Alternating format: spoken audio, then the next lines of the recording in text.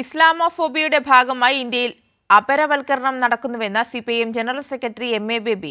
അപരവൽക്കരണത്തിന് നേതൃത്വം നൽകുന്ന നരേന്ദ്രമോദിയും ഇസ്രായേൽ പ്രധാനമന്ത്രി ബെഞ്ചമിൻ നെതന്യാഹുവും ഉറ്റ സുഹൃത്തുക്കളാണെന്നും അദ്ദേഹം പറഞ്ഞു. മോദി ഹിന്ദുരാഷ്ട്രം സ്ഥാപിക്കാൻ ശ്രമിക്കുമ്പോൾ നെതന്യാഹു ജൂതരാഷ്ട്രത്തിന് വേണ്ടിയാണ് പരിശ്രമിക്കുന്നതെന്നും എം.എ. ബേബി കൊച്ചിയിൽ പറഞ്ഞു. RSS നിയന്ത്രിക്കുന്ന BJP സർക്കാരിനെ പരാജയപ്പെടുത്താൻ രാഷ്ട്രീയ പോരാട്ടത്തിനൊപ്പം സാംസ്കാരിക സമരവും കൂടുതൽ ശക്തമാക്കണമെന്ന് CPIM general secretary M A. Baby പറഞ്ഞു. ഇസ്ലാമോഫോബിയയുടെ ഭാഗമായി ഇന്ത്യയിൽ അപരവൽക്കരണം നടക്കുന്നു.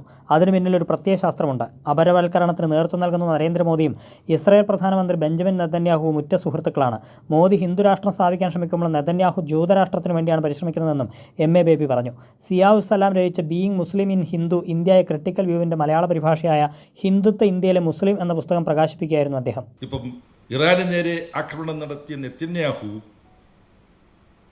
ഇന്ത്യയിൽ അപരത്വ നിർമ്മിതിയിലൂടെ ആസൂത്രിതമായ ആക്രമണങ്ങൾ ന്യൂനപക്ഷങ്ങൾക്കെതിരെ നടത്തിക്കൊണ്ടിരിക്കുന്ന ഇന്ത്യയുടെ പ്രധാനമന്ത്രി നരേന്ദ്രമോദിയുടെ ഏറ്റവും ഉത്തമനായ സുഹൃത്താണ്. ഇന്ത്യയെ ഒരു ഹിന്ദുരാഷ്ട്രമാക്കി മാറ്റാൻ